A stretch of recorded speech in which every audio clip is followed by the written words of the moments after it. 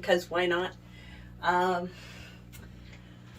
been having some issues with my freeze dryer. For the past almost 3 months, I've been getting a lot of vacuum errors. We tested the pump. Pump is good. We've tested all the valve points that could possibly leak.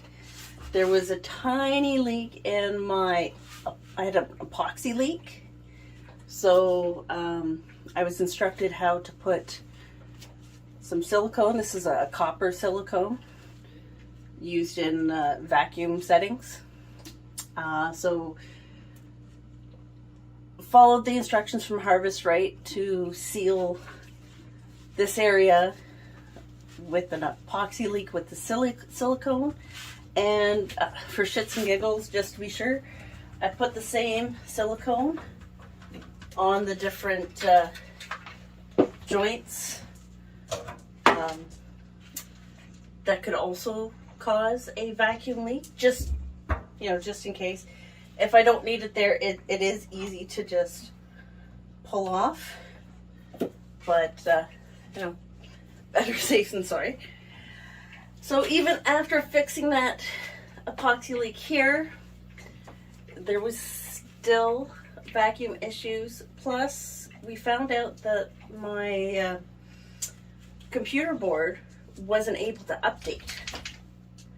So that could also be part of the vacuum issue that I was having. So to help fix that, Harvestright has sent me a new USB board and a new digital screen. So we're going to be putting those in today. So as you can see, I've already taken out the housing of it. This is my second USB board. So easy enough. You make sure that the power is off. It's off. And just to be doubly sure, I'm going to unplug it. So machine's unplugged.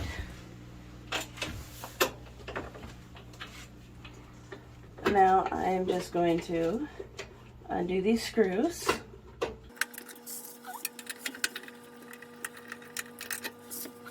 Next, you find this part here. And for those who don't know, that little black line, it's like a latch. So you gotta pull it down, towards you and down, and it will let go of that little clamp. And then gently pull out this ribbon.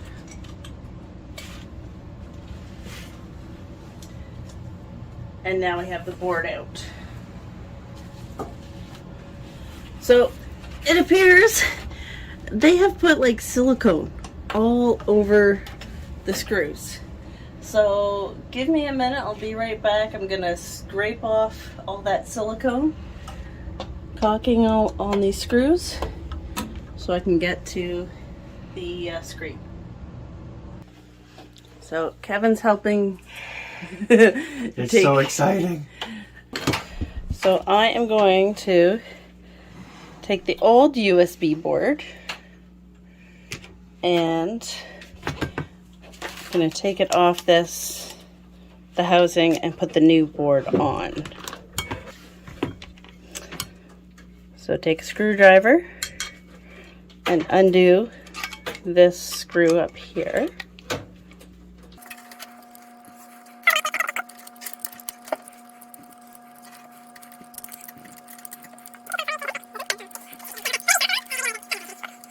So screw, and then don't lose the little nut. And then this is gonna kind of seem a little scary, but just, you've got these little plastic things. All right, so these little plastic things, I've got these tweezers. Squeeze and pull. That one already fell out. squeeze, and squeeze to release. And now we have the old board and the housing. The first time I replaced this, they gave me all new plastic tabs, but this time they did not.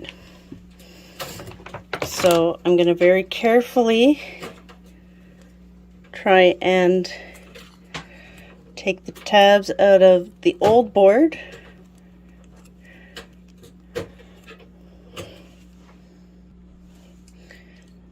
Alright, so like I said, I squish these and gently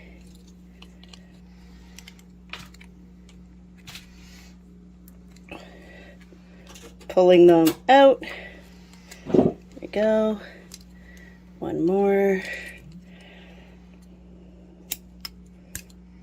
There we go. So old board, no good. New board.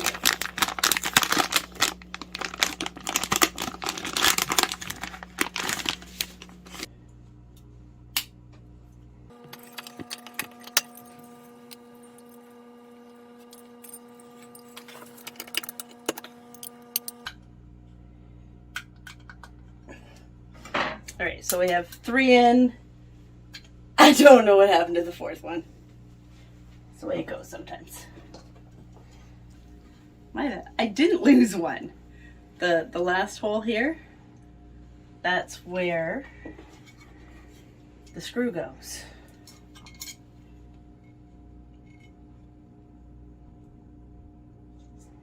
So you line up the spacer and the screw.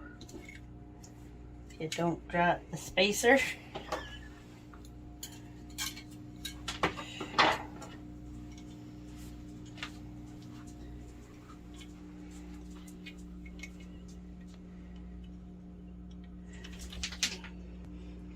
So as you have to turn the screw. It doesn't just slide down.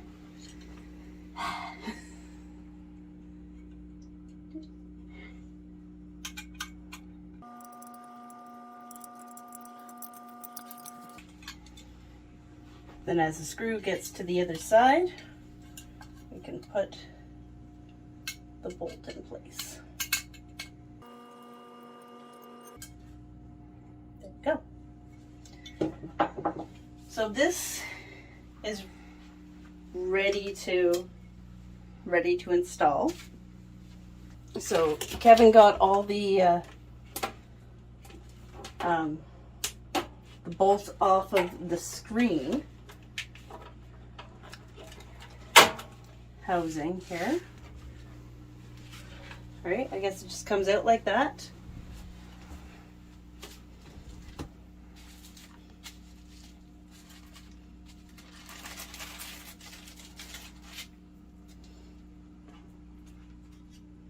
Old screen.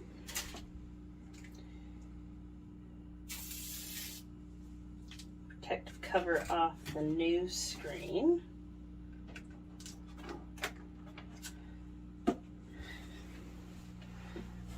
And put it back in its place.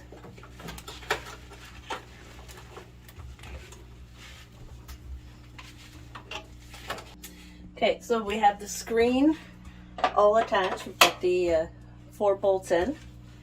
And now I've got to attach, I'm going to attach this back to the top. So, screws.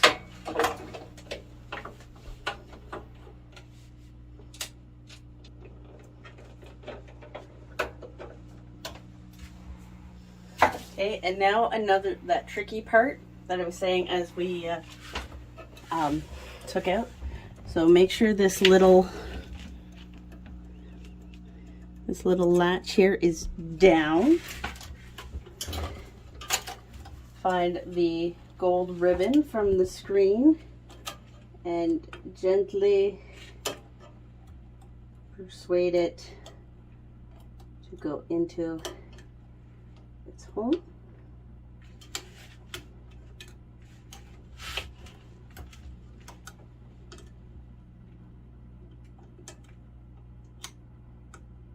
This is really finicky.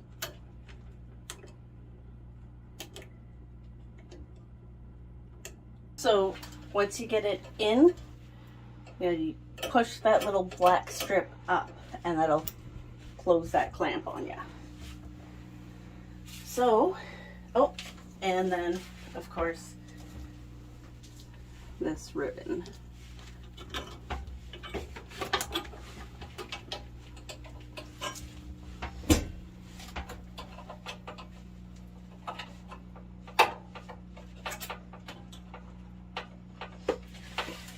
And that goes in pretty easy.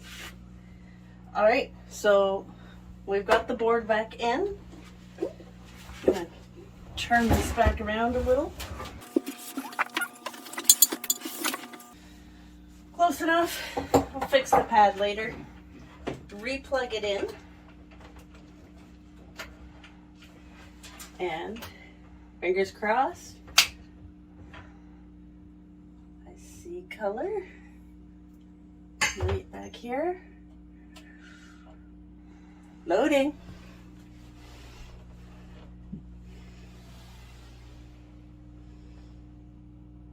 All right, we're at the factory setup.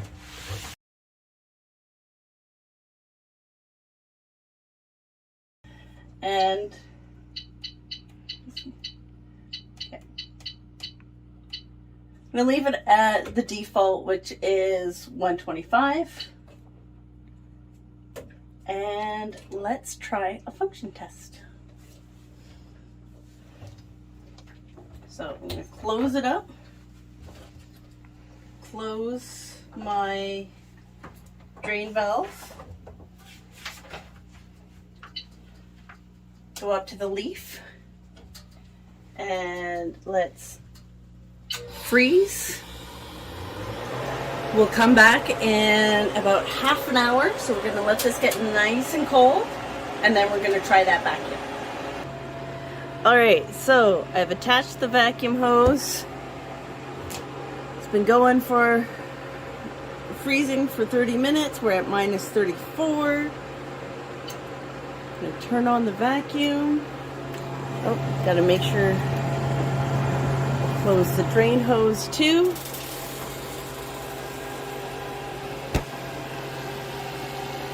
Vacuum pump, you can hear it turned on. And those end tours are going down. We'll come back in about half an hour and check that out. Well, it's been just over 16 minutes and we're already under 400 mTOR in the 300s, which is great.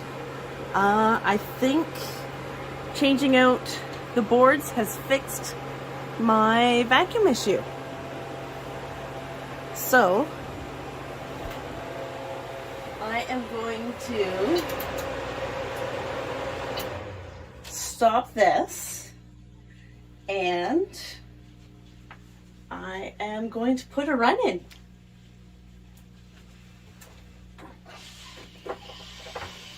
So I'm just going to open that up. We're done here. And back to the start. All right, I'm just going to go upstairs to the freezer and grab my trays.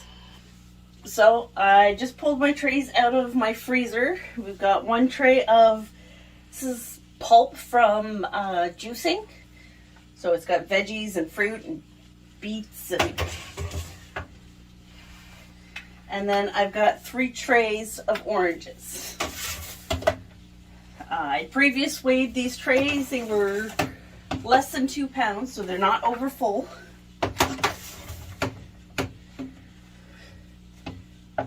That. All right. Where to start? I have a Premier pump. And because I just done the function test, it's already cold, so it's telling me to close the valve. and continue. Fingers crossed this works. Alright, anybody who has a freeze dryer knows this dreaded sound.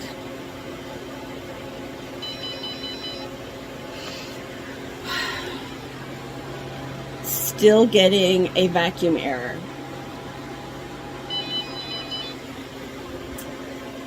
I'm so frustrated. This is actually the next morning from earlier in the video, hence different clothes and whatnot. And this kept happening at night. And I just pressed continue. So about every 2 hours. Finally up and ready to kind of deal with it. So I'm going to end this. This isn't working.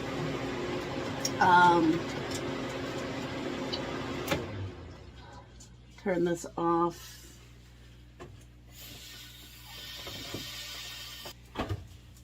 Alright. So I am a little bit of ice on the outside. That's kind of normal. It's humid here, so that happens. So what I'm gonna do, I've got some diluted vinegar. I didn't put my ice shield in, so the ice is stopping me from pulling my cells out.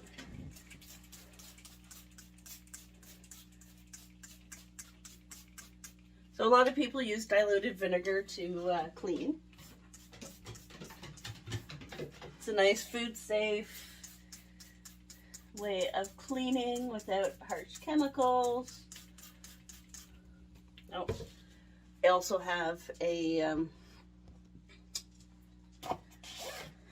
this is a wedge, usually meant for like breaking into cars and stuff. If you get your keys locked in your car, a tow truck driver will usually have one of these to help open. The wedge just helps bring the front up, tilt it back, so any moisture, water can go to the back. And like I said, I'm just spraying a little bit of this on.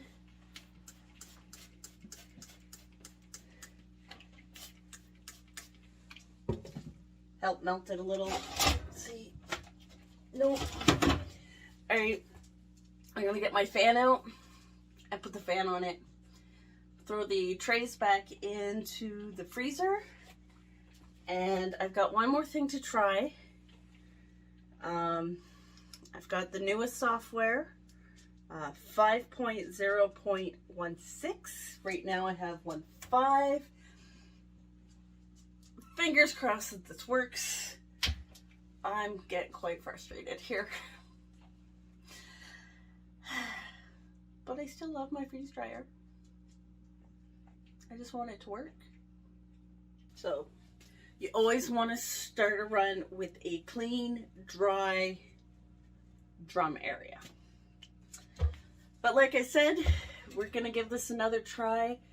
I have version 5.0.16 on an 8 gig USB key. Gotta remember, you don't want it higher than 16 gigs. The boards don't read higher capacity sticks. So this is just, I get like, got a 5-pack of these on Amazon for like 20 bucks. So I've downloaded the new software onto the key, turning off the freeze dryer, put the USB in, and let's see if it's gonna upload. This was an issue I was having earlier as well. I would try to do the upload and it just would not. And it's still not. I took that handful of USB keys, put the new software on all of them, and just kept trying. Finally got it to update to 16. So, I'm gonna do it again. Fingers crossed, fingers crossed, fingers crossed. Hopefully it works. Hi guys, I'm back. It has been quite the journey. So many tests, replacement parts. This is the USB board. The second one I've replaced. The touch screen.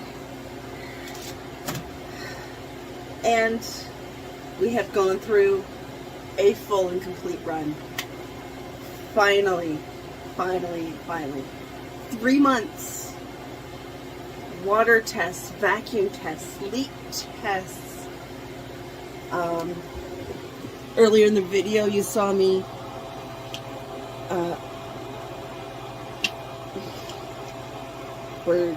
fill silicone into the epoxy, and for just shits and giggles and extra, the silicone, I put it on any connection just in case there. I've changed the valve, the tubes, pretty much anything that I can change on this thing and redo, I have. It has been frustrating. Unfortunately, I did end up dealing with not the best customer service rep at Harvestright. He had said that he had ordered and sent out the parts to me, but didn't, so that kind of delayed me getting this fixed.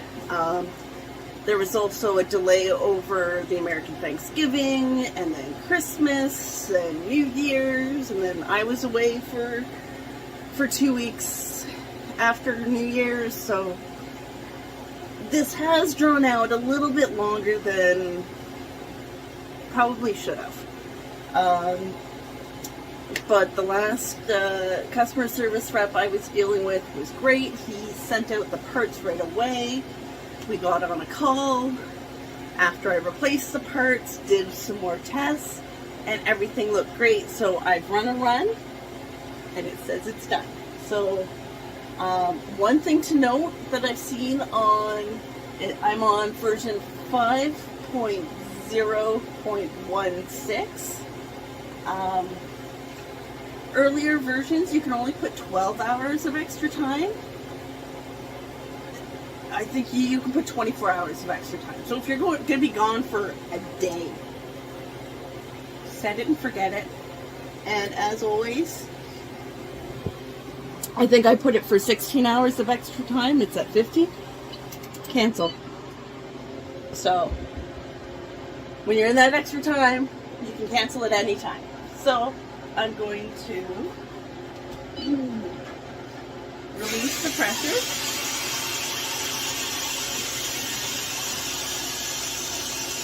I've had a few people ask while we're waiting for this to depressurize how I have my cameras here stuck on. This one here, I just have some of this like crazy super sticky tape.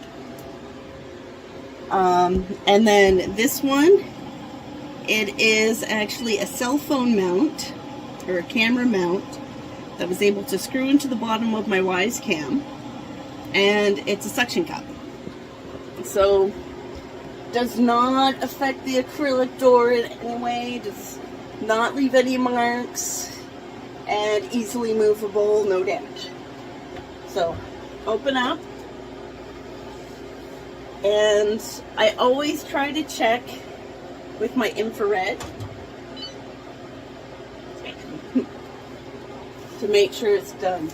They feel nice and warm, which is a good sign.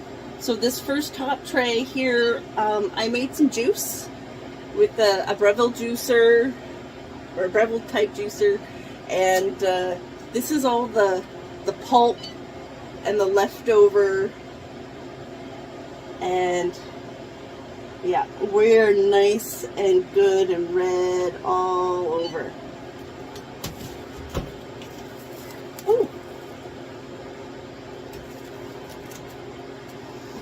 double checking if you're gonna use a moisture meter like this. It's good in kind of solid type things.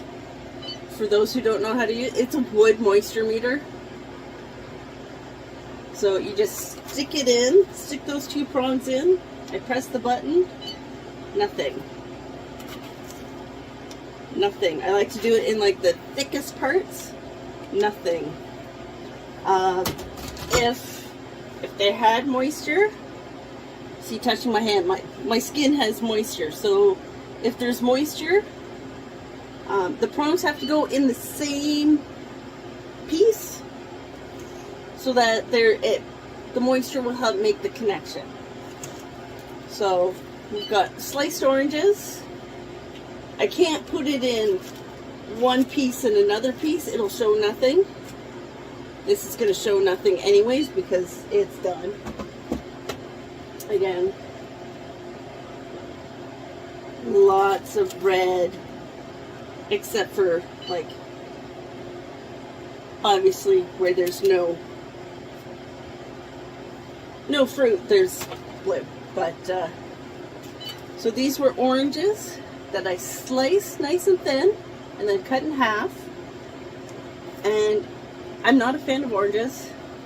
Too many of them growing up. I had to take iron supplements a lot, so you're supposed to take iron supplements with orange juice. Apparently the vitamin C helps absorb the orange, so yeah, just too much orange growing up, so I'm not quite a fan. But like this, I actually don't mind it. And I have another video where I took some orange slices and dipped them in dark chocolate. Much better than any Terry's orange chocolate, 100%. But as you can see, the skin is on, the rind is on. Orange and all, skin and all. So, and if you're ever noticing on a run, you see these little, put this down, those little bubbles right there. That, if you ever see that on your trays, that's just natural sugars, or sugars. But if it's something like fruit, vegetables, you'll even get it on vegetables sometimes. But, turn that off. But yeah, if you ever see those little white bubbles, nothing to worry about. It's lovely sugar. Yep. So I am going to package these up, do a defrost, and get onto my next load.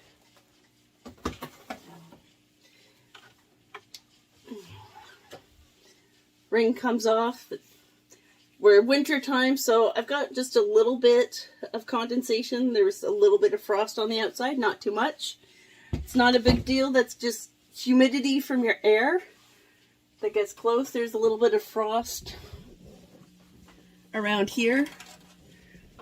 In more dry climates, or if you have a really dry house, you won't see so much of that. But I'm in Ontario, Canada. We're known for our humidity, so that's a thing. And so I'm gonna try and take this out. One way that a trick so that I can take this out right away is I have ice guards. These were at the bottom. It's just some aluminum angle iron, 18 inches long from my friend's shop. And then, let's see if I can get one of these out.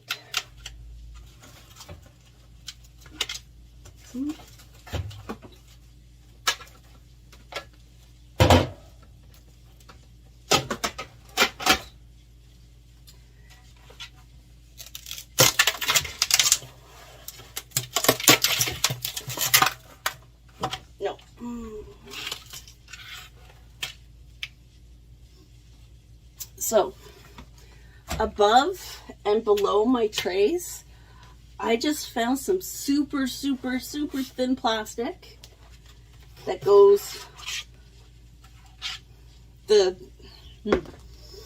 goes at least the width of the tray so that it doesn't block the corners of the tray, so that I can slide it out. That way the drum area is nice and open and free. It doesn't really affect the ice. It still goes nice and wide. Yeah, it just makes it easier to get more air ventilation for a quicker natural defrost. Does not block the drain hole in the back, and it also keeps the cord from getting embedded into the ice. So yeah, so finally, after 3 months, this is not normal. Like I said, I had some issues, some holidays. I wasn't around for a bit, so things got delayed. Even with the delays, I love my freeze dryer. So I am gonna get just a regular fan blowing on this to help circulate and defrost this ice, so that I can get my next load, which is in the freezer right now, getting ready. It's been waiting for months to go in. See you again soon.